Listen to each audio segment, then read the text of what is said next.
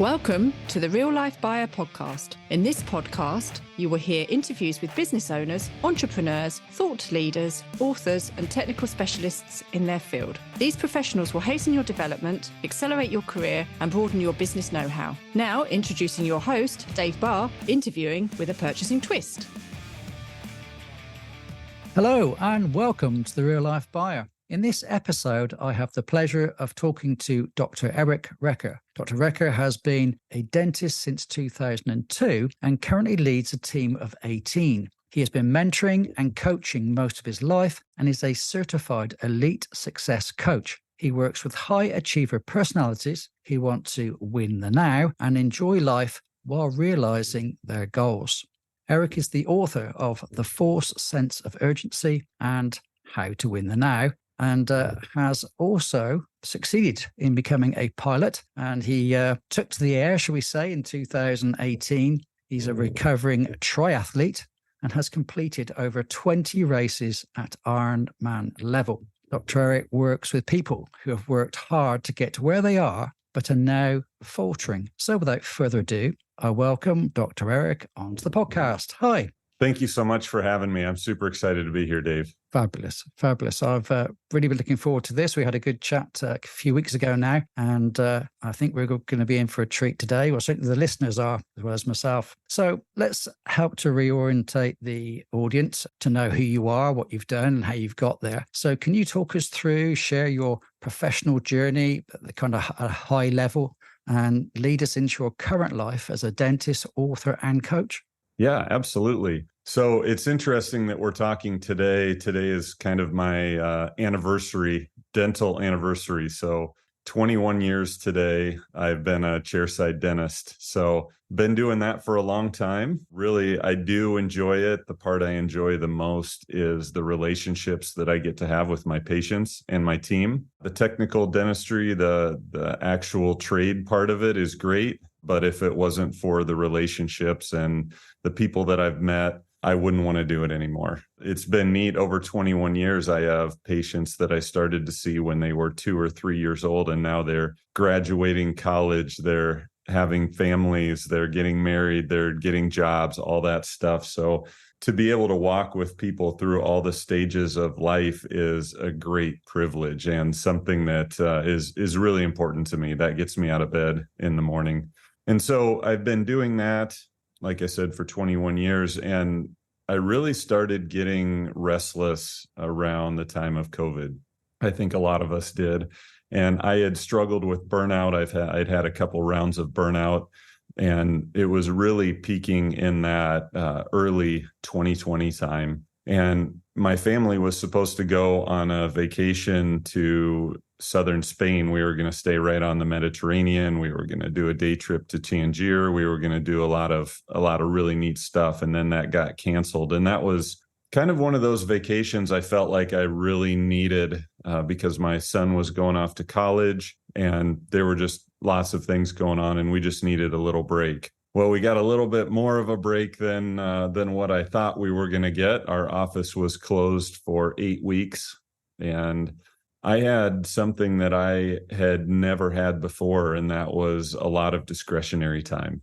So in that time, I tried to commit to having some quiet time each day. My goal was 30 minutes of quiet each day. And let me tell you, I really struggled at the beginning with that. My mind doesn't shut off very well. I'm not sure about you, Dave, but my mind does not shut off. Yeah. So I think the first day I looked at my watch thinking it had to be close to 30 minutes. And I think we were about 46 seconds into it. So it took some time, but in that quiet, I realized that there might be more to life than just going to the office every day and coming home every night.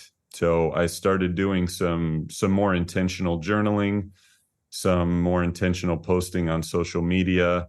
And then that led to the book, and that led to some speaking opportunities and really led into coaching. So I've been working with my coach for about a year, just over a year now, and did my coaching certification. And when you can find how to do more of what you love, which for me is relationships, coaching and speaking are a natural flow from what I was doing. So that's kind of how I got to where I am right now. I love working with people who have worked really hard like I have, and they're not really sure if they're on the right path, and they feel like they might be kind of stuck. And so we go through some different processes and try to have some great conversations and try to get a roadmap to go forward so that people can really believe that good days are ahead instead of staying stuck. So that's kind of how I've gotten to where I am today. It's brilliant. Certainly congratulations on 21 years.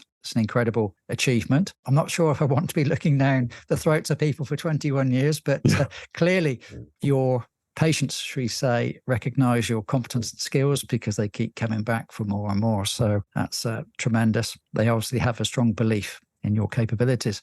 And obviously you have, like a lot of people, had a chance to think during COVID about, and review your life, basically, and decided what you wanted to do. I started podcasting as a result of COVID as well. Now, you've changed and developed in that time. You've written, obviously, a fantastic book. People have recognized that, given you the opportunities you just described. And now yourself, you are a mentor and a coach to high achievers. So you understand the importance of setting and reaching goals. How do you help individuals in business set meaningful and achievable goals that align with their vision and values? Are there any specific strategies or exercises that you can find or tell us about that are particularly effective in this process for you?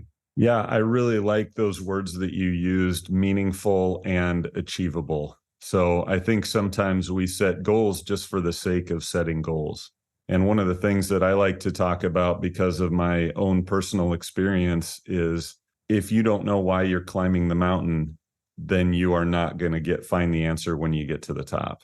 So I found that realization at the top of a mountain in Colorado, near Leadville, Colorado, Mount Princeton. And I had done triathlon. I had done mountain climbing. I had done bike racing. I had done a lot of different things. And it felt like I would get to the end of each of those goals I had set, and it would feel a little hollow. It just felt like it was time to get on to the next thing. So what I've learned through all that is when we set these goals, we have to have waypoints along the way. We have to have small but significant steps that we can take. And then we do need to celebrate a little bit along the way. Because if the only thing we're going to celebrate is the end result, boy, we're going to go a long time without any celebration. So when we set goals, it's fine if we set really big goals, but we do have to set waypoints along the way so that they don't seem quite so big. If they seem insurmountable, there's going to be a point where we give up. And so that's one of the biggest things that I like to talk to people about when we set goals is how can we do this in stages?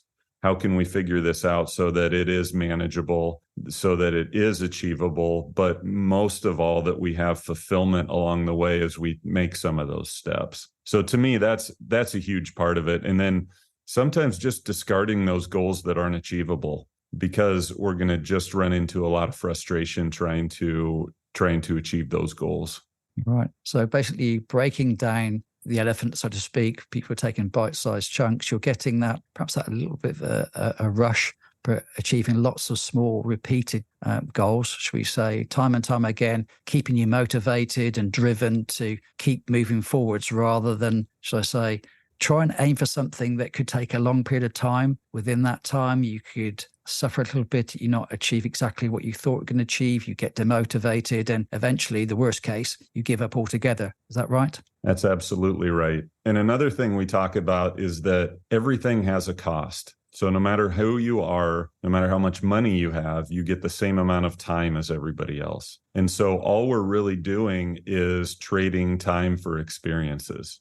So saying yes to something means you're saying no to something else. So we have to keep that in mind when we're setting goals, especially ones that line up with our vision, our mission, and our values. We have to be thinking, okay, if I'm going to go after this, like when I went after my training, the cost of that was that I had to cut away from my family a little bit. And over time, I had to decide if that was still worth it. And it became less worth it over time. So that was something that had to go. I still love to exercise. I do some bike races on basically on the online platform on my bike. But I can do those and it doesn't take as much time away from my family. So that's another thing I like to make sure that people keep in mind.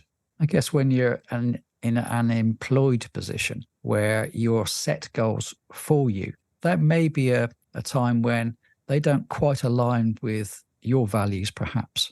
Is there any instances where you've had clients that you look after, they've been set a goal which they don't fully believe in, they don't feel comfortable with, but that's their job, they have to achieve those? How do you manage that? Yeah, in the midst of those, and I feel like I'm having this conversation with a lot of people who are kind of facing burnout. And I think a lot of burnout comes from when we haven't been taking care of ourselves really well, when our bucket is empty. Also, we can get burnout when we don't feel like we're exactly what you said, Dave, when we don't feel like we are doing something that aligns with our plan going forward. So we talk about in your job, what are the things that you like?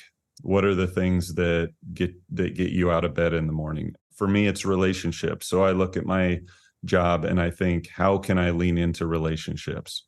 So if you're working on a project that doesn't align with your goals, how can you find things in that do align with your goals and lean into those things so that the other part becomes tolerable and it doesn't take so much energy out of you? Yeah. Okay.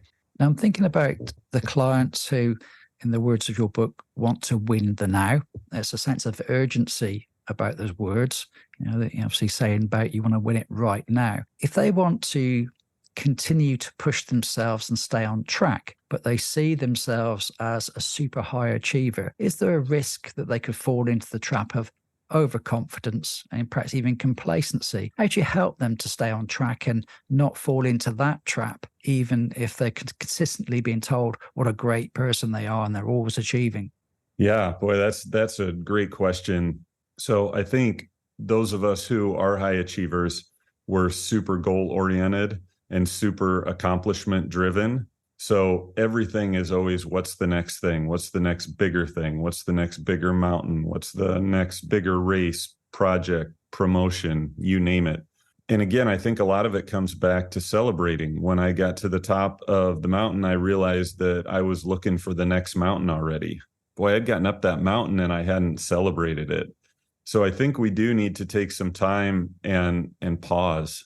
I think a pause is a huge gift that we have. A pause after we've had an accomplishment to celebrate that. A pause after we've completed a project to realize what we just were able to accomplish. Maybe to celebrate a little bit with our team. It doesn't have to be anything grand, but just an acknowledgement that, hey, we accomplished this. This is great. There should be a feeling of fulfillment here. And if there's not, then what is that saying? What is that saying about us? Because we're going to burn ourselves out constantly trying to reach for the next thing. Again, if we don't know why we're climbing the mountain, we're not going to find the answer at the top. So I think we have to be careful with how hard we're always pushing ourselves. And that's what that false sense of urgency is, that it's that feeling that we never get to relax. Every moment has to be productive. We always have to be doing something. It's the thing on a Sunday afternoon, maybe when you have some time and don't have anything planned, you could check more projects off, or you could actually do something restful that restores your soul and gets you ready for the next week. And we have to be careful what we pick in those moments. I'm thinking of somebody now that perhaps are consistently winning tournament after tournament. They're at the peak of their game. They've been showered with the glories, the medals and everything else. And that could go on for some years. There are a number of athletes you could refer to now, I'm thinking particularly in tennis, where there's a couple of guys in the male tournaments that consistently winning time and time again. And I'm curious to see, how do they maintain that level of motivation to keep on putting in the work and maintaining their skill set? I'm just thinking now, often I see people who achieve something of great note and they receive the accolades, and they get in the sort of frame of mind, I'm always going to win. I can do anything I want. I don't need to keep pushing myself. I don't need to keep training. I don't need to keep practicing pushing that ball through the hoop time and time again, that kind of mentality. And if they get to that phase and they realize that they're losing the edge, they're realizing they're losing the drive to stay there. They want to stay there, but they don't want to put in the work. How can they overcome that apathy almost? Yeah, I think in those situations, you have to know why you're doing what you're doing. If you don't have a solid reason and purpose for why you're doing what you're doing, then eventually you are going to hit that point. And we're all going to hit that point at some time. You can't dominate forever. Even those athletes that are incredibly successful right now, they are going to find a time when their edge is gone. And then they're going to have to try to figure out what's next. What is, have I lost my why? Or what does, sometimes it's just stepping back and saying, what does success look like in this chapter of life? So success for a while might have looked like I'm going to win every single tournament. Well, as it starts, or I'm going to get every promotion, or I'm going to get every next step. And then at some point your why might change a little bit. You might move from, okay, I've been dominant in this field to, okay, what does the next step look like? Is it more of do I become a mentor or a coach to other people? Do I say, all right, I've reached the mountain peak, and now how do I lean into the things that I love about my position? Or I guess in sport as well, we have a different definition of success, I think, for different phases of our life, if that makes sense. Yeah, absolutely. I'm thinking now that you've been extremely successful with your own business. You just said 21 years as a dentist, leading a large team of people. So you've had to use your leadership skills, your mentoring skills as a business leader and a professional for obviously quite some time.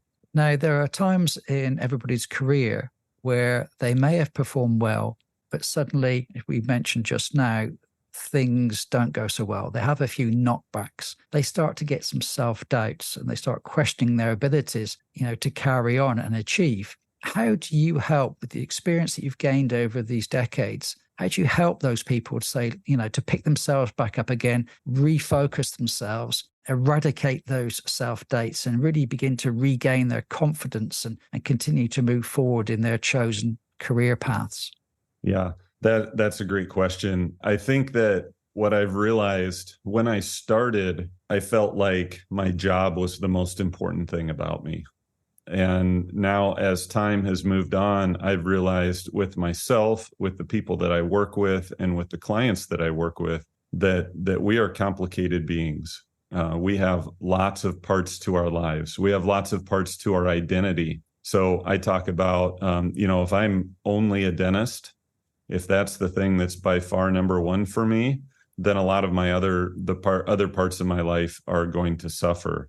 But I'm in a lot of roles. I'm a coach, I'm a speaker, I'm a writer, I'm a dentist, I'm a pilot, I'm a husband, I'm a father, I'm a friend. There's lots of different things. And I think what happens is when any of those things get out of balance and become the driving force in your life, I think we have to be a little bit careful about that. So a lot of times when I see those things that you were discussing, the self-doubt or when people are struggling, a lot of times it's simply because they're not taking care of themselves. It's one of the biggest things that I talk with my clients and my team about is what are some small but significant things that you can do to take care of yourself? Because the honest truth is that we have to be a little bit selfish to be selfless. If we don't take care of ourselves, then we're going to struggle. If we're low on energy when we come to work because we haven't slept well, because we haven't eaten well, if we haven't exercised, if there's problems with our relationships, so many of those things, if any of that is out of balance, then we're going to be in trouble in the other parts of our lives. So we usually just have some honest conversations. I'm willing to ask my team at work or my coaching clients, how are you really doing? when somebody's off a little bit, being willing to ask that question, how are you really doing? And then pausing and waiting for the answer. Because usually when those feelings come up in people, there is something bigger going on. And we try to get to the heart of what's going on. And I let them know that I don't just see them as an employee for me. I see them as part of our team.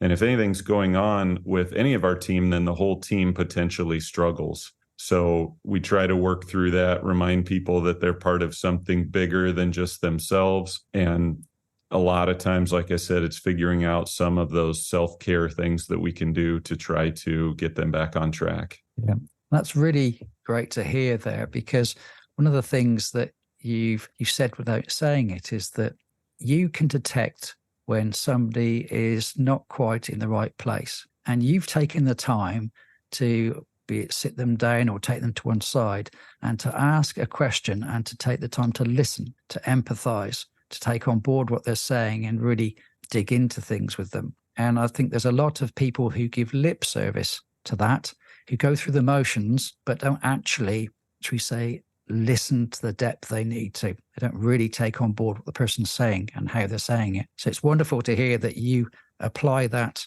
to your people. It's really good to hear. Yeah, I think listening is so critical. I'm not going to be able to help you if I'm just talking at you. Asking great questions and then actually pausing, stopping talking, and then hearing what the other person has to say is incredible. I think I heard someone say that if you want to be the most interesting person in the room, it's not about how much you talk, it's about how much you listen, and then the good questions that you ask. Absolutely. I fully agree with what you're saying there.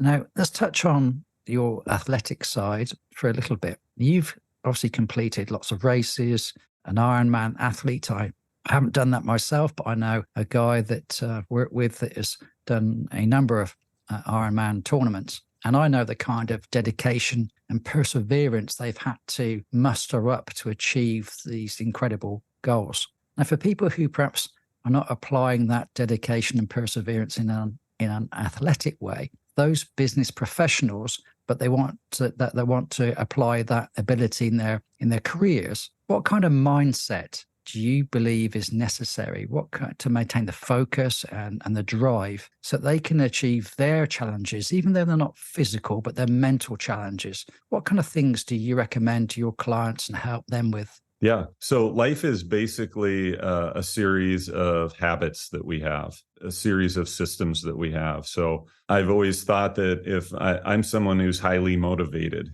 and my wife has told me that if I could sell my motivation to other people, that we'd be in pretty good shape if we were able to do that. But motivation is not one of those things that's transferable, and motivation will come and go.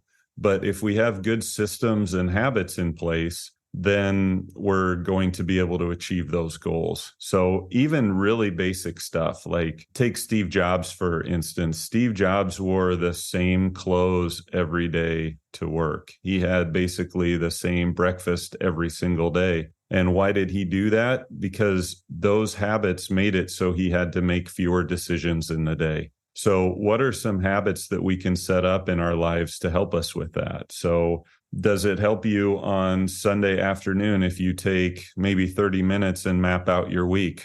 What if you do some meal prep for the week? What if you think about the night before what clothes you might wear the next day, instead of getting up when you're already fatigued and looking in your closet and trying to figure out, what am I going to wear today? Just getting in some of those good systems, and then things like time blocking. If we don't know what we're doing with our time, our phones look pretty tempting, our web browsers look pretty tempting. But if we've kind of blocked out our time for how we're going to spend it, that's an incredible gift that we can give ourselves. If we don't do that, then it seems like those goals that we have just get kicked down the road a little bit farther. Oh, I'll get to that someday. But if it's in your schedule, you're more likely to do it. Like this morning, so we started here at 7 a.m. in Iowa, where I'm at. And if I didn't have, it was on my calendar, so I knew that during this time we were going to be recording this podcast. So I gave myself the gift of knowing what I was going to do in this amount of time. And I think when we do that, that's a great way to actually live in the moment. And that's kind of what Win the Now is all about. It's all about being present to the moment and finding out what a win looks like in that moment of time. So right now, a win in this moment of time is both of us here being fully present and having a great conversation that I sure hope blesses a lot of listeners who are listening. And then later I get to go fly with a good friend who's going to be in town, and that will be the now later in the day. So I think getting those good habits and good systems in place is probably the best way to start at achieving those big goals. Yeah, some great advice there. And you're mentioning things like organization, planning, scheduling. You're preparing your mind. You're getting yourself organized for the day ahead. You're not second guessing. You're not taking things on the fly. You know what you've got to do and when you've got to do it. So by definition, you're, as you say, fully present and in the now. You're there. You don't have to second guess anything. You're already knowing what you've got in the next 30 minutes, hour, 2 hours. And you just manage your mind. You unclutter your mind in that respect. So some great advice there. I certainly fully endorse that myself. I have a very consistent routine, workday routine and weekend routines. And I certainly know it helps me achieve more in the day, become more organized and less cluttered, I feel. Absolutely. And clutter of our mind, clutter of our spaces, that all works together. Being organized is not a bad thing. Yeah, absolutely. That's right. Yeah. It takes the stress out of things as well, doesn't it? When you're not, thrashing around without achieving anything. Absolutely. How many times do you come home and somebody says, well, you're with something and think, I've worked all day, I've worked really hard, but I have no idea what I've done. Yeah. No idea what I've achieved. It's quite remarkable about people who say that to me. And that's an interesting thing to me. So at this point in my career, I see patients Monday, Tuesday, and Wednesday. And then I work on my coaching and speaking and writing on Thursday and Friday. And if I'm not careful, so Monday, Tuesday, Wednesday, my schedule is scheduled out with patients all day long. But on Thursday and Friday, I have some discretionary time. So if I'm not careful about time blocking that, I'll have exactly what you said. I'll get to the end of the day, be like, what actually happened? What did I accomplish? So I can resonate with that big time. Now, I want to touch on the world of business. Obviously, everybody can say it's always mentally demanding and quite stressful. I think we've had a pretty unfair dose of difficulties in the last few years with the pandemic. And now we have incredible turmoil in the business markets, financial markets, and political turmoils. Now, just thinking about us as individuals and how you help your clients find a balance between dealing with all that, achieving success, maintaining their well-being, and hopefully enjoying life. Are there any specific strategies or techniques that you've used perhaps recently? Have you got any clients you could share us some examples of what you've done that has really helped them to kind of get to deal with all this difficulty and achieve all those good things about life as well? Yeah, I love that because it's something I talk about a lot. So I think there's science that backs this up, that without relationships, good quality relationships, and without quiet, and by quiet, I mean undistracted time. So we're not on our phones, we're not doing any of those types of activities. Without some actual quiet time and good quality relationships, I'm not sure how we're going to survive, because or how we're going to thrive. We might survive, but it might be a pretty meager existence. So one of the things I've been talking to actually myself about, but also my clients and my team at work, is with our phones, they have become such pacifiers for us. It used to be that we'd actually have to face our problems. We'd actually have to think about our problems a little bit, or the things that were going on. Now we have this thing in our pocket that we can zone out on. We can have a nice little dopamine drip going, and we can look at a whole bunch of things that stress us out even more. Or we can ask ourselves, when that's in our pocket and we get that urge to pick it up, just one simple question: why am I picking this up? And then you have to answer that before you pick it up. So if you're intentionally looking something up, phones aren't evil. They're not evil at all. How we work with our phones, I think, is evil, and what we let them do to us. So asking that question, why am I picking this up? And then being very, very intentional about working on those relationships that we have in our lives. I think it's dangerous if we don't have any 2 a.m. friends in our lives. If our world falls apart at 2 a.m. and we need somebody, if we don't have anybody, that's a dangerous place to be. And if we don't allow our brains to idle a little bit every once in a while, then we get that urgency and we get that stress that just builds and builds. So when you come to a stoplight in your vehicle, don't pick up your phone. Take a couple deep breaths. When you're waiting in line at the grocery store, don't pick up your phone. Take a couple deep breaths. Embrace that pause. Embrace those few moments of quiet. Or if you're driving, maybe even just be quiet while you're driving and just observe. Observe the cars around you, observe what the quiet feels like. And I think when we do some of those things, then we can overcome some of that stress. Because Dave, I think the world's only going to get faster. I'm sure you agree with that. Absolutely. Most of the listeners probably do. So we have to find ways to slow it down a little bit. And I think quiet and relationships are two of those really, really important things. Yeah. Love you mention about mobile phones. They're a great distractor.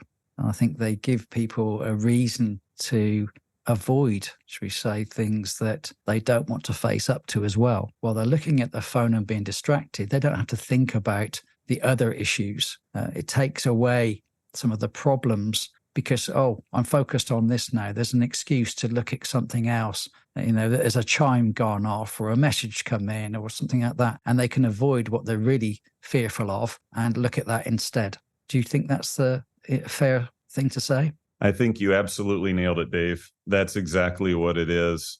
We can kick our problems down the road as long as we want to. And then we get stuck picking up our phones and we look at social media. And I think one of the dangers is we look at, someone has an amazing job and someone else has a great house. Someone else went on a great vacation or holiday with their family. Someone else has, looks great.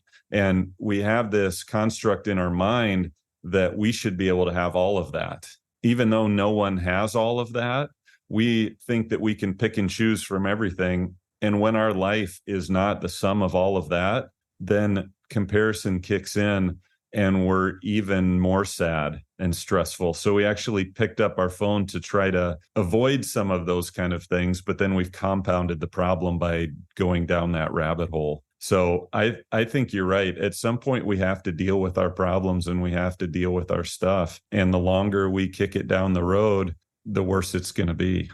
So at some point, being in relationships where you can actually talk with someone else about that. And if that seems like you don't have any friends that you can do that with, we have mental health professionals that you can talk with. You can work with a coach. There are avenues. It's easy to make an excuse and say, I don't have anybody, but there are options out there to be able to work with someone to try to move forward. But yeah, phones are dangerous. They really are. The app designers are brilliant. They figured out a way to get us to check in and not check out. So I agree with you 100%, Dave. Cool. Thanks for that. Now, you've no doubt had perhaps hundreds of clients. Many of those are really successful people. And even with successful people, they can get to a point where they suddenly feel uncertain about their future course and direction. Certainly recognize that you hit a fork in the road and you really don't know which way to go. There may be multiple choices. And no matter how successful you are, sometimes you just don't know what to do. You've got this impasse. I'm curious to see what are some of the common underlying factors that contribute to this doubt and uncertainty. You suddenly can't make a decision. And how do you guide them towards finding clarity and perhaps a renewed motivation in their professional lives? Yeah, I think it's interesting because we're at a point in life where I don't think people necessarily stay at the same job for their entire career like we used to see. we look at maybe a generation that's older than us, and a lot of times they would put in 30 or 40 years at a job. And I don't think that's happening nearly as much as what it used to. The statistics show that people move around a little bit more. But I think a lot of what happens when we're stuck is we've just been showing up and doing the thing for time, and it maybe doesn't still align with what our values and what our vision for our life is. So sometimes we just have to pause and step back and say, okay, in this phase of life where I'm at right now, what does success look like? What does success look like in my personal life? What does success look like in my relationships? What does success look like in my vocation? And then actually looking at those things and then seeing, all right, is where I'm at aligning with those?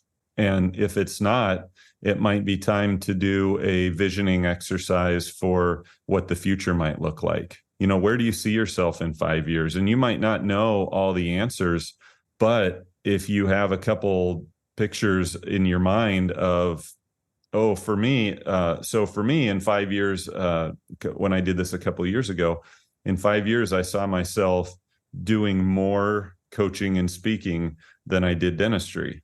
At the time, I was doing more dentistry than coaching and speaking. So just stopping, pausing, not just sitting in that, oh man, I'm uncomfortable, I don't like where I'm at, I'm burnt out, getting to the root cause and saying, okay, maybe I'm living with an old definition of success. Maybe I'm just on this course because this is the course I started on and this is where I need to stay. So really, it is just kind of a pause at that fork in the road and saying, okay, is there one path to take? Is there two paths to take? Do we have a whole bunch of paths to take? And what do we really want out of this next phase of life? And how do we find something that aligns with what we want for the next phase?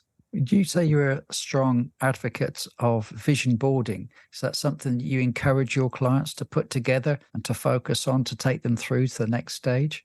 It's certainly one of the things that we do. If you don't see it and if you can't visualize it, it's probably not going to happen. If it's just this thing that's out there and it's just kind of an abstract concept, then it's less likely to happen. But if you can see it and you can see a lot of the details around it, then it's much more likely to happen, I think. Yeah. Okay, before I ask my final question, just keeping an eye on the time, you've shared some really useful information today, and I'm sure people want to hear more about what you teach, more about your company and everything that you offer people. So a couple of things. Could you share with everybody where they can go and find out more about you? And perhaps could you spend just a minute or two just saying what people will discover in the books you've written? Yeah. So home base for me is my website, www.ericrecker.com. And in there, you can find a blog that I do, a weekly blog. And I believe really strongly in teaching from the journey. I feel like the experiences that I've had resonate with what other people are going through. So if I can help people shorten the distance from where they're at to where they want to go because of some of the things I've been through, I'm happy to do that. So you can find my blog, you can find a link to hire me as a speaker and hear about some of the things that I do there. Also, some more details on the people that I work with for coaching, link to order books and a little bit more about what Win the Now involves. I'm also on LinkedIn and Instagram and Facebook. You can find all those from my website. And so, yeah, that's kind of home base for me. And, I hope that people who work with me learn how to take steps towards becoming their best version, not somebody else's best version, but their best version. And I believe that we were put on this earth to make an impact. And I want to help other people discover how they can make an impact in the lives of others. So that's my goal. After people hear me and hear one of my keynotes, or after they've worked with me as a coach, I want them to feel confident about the road ahead. I want them to believe that good days are ahead and have optimism and know how they can impact the world. Lovely. So I'm going to touch on one more thing, the fact that you're now a pilot and you're able to draw on that experience, no doubt, of flying an aircraft and therefore getting used to navigating perhaps the complexities and turbulence of corporate life. So you're now flying in the business world. Are there any valuable lessons from piloting that you feel could be applied to decision-making and risk management in the business world? Yeah. So one of the biggest decisions I have to make is sort of a go or no go when I look at the weather. There's a lot of, commercial planes are going to fly more likely than not. General aviation planes, which are smaller planes, there's a lot more factors to take into account. So sometimes we do have to read the conditions and decide if it's worth the risk or not worth the risk. Because when you get up in the air, one of the things that's most different about flying and driving, if things aren't going well with your vehicle, you can pull it to the side of the road. It's a little bit different when you're up in the air and you have to try to bring that plane down. So, there's so many metaphors. I'm trying to think of a couple good ones. This is one of the ones that that's really been hitting me lately. Sometimes we need to zoom out and get the bigger picture of life. We get so focused on this part of our life that's maybe a really small part of our life that we get so concerned about. So I had a friend that we were up in the plane several months ago, and we got up to about 7,500 feet, and we flew over his house, his place of business, and my place of business and my house. And they look like dots at 7,500 feet. And those little dots are the dots that we're concerned about. And we were only flying over a small portion of Iowa that day. There's a lot of dots and everything is connected. And so just zooming out on the bigger picture and realizing, okay, I got to go through this, but it's going to be okay because there are so many different things at play. And just having that realization of how big the world is, and maybe our problems aren't quite as big. So we just need to attack them head on. We just need to say, what's one step I can take to get closer to a solution for that problem instead of it just overwhelming us. So that, to me, that's a really, really big one. And then when I go fly, sometimes I have an itinerary or a flight plan. I'm going to fly from my hometown to this airport. And sometimes I just show up at the airport and I'm just going to go fly. So I'm going to maybe land at a few different airports. So sometimes you don't have to have all the answers, but you do have to take a step forward if you want to experience it. So sometimes it's just getting off the ground and then figuring out what's going to happen next. Yeah, that's brilliant. It's been a wonderful podcast. I thank you very much for your time. I know you're a very busy guy, and good luck with the flying this afternoon. I hope your friend enjoys himself. All I can say is thank you very much again for sharing your time, your wisdom, your knowledge with us today. It's most appreciated. Thank you, Dave. This has been a wonderful way to start the day. Bye then. So there's another Real Life Buyer podcast. I do hope you enjoyed it and it's given you some ideas and inspiration for greater action and achievement. If you are a purchasing or a supply chain professional, business owner or director, come and join my Facebook group, the Purchasing and Supply Chain Community Hub, a safe place to engage with like-minded, friendly people. See you soon. Bye.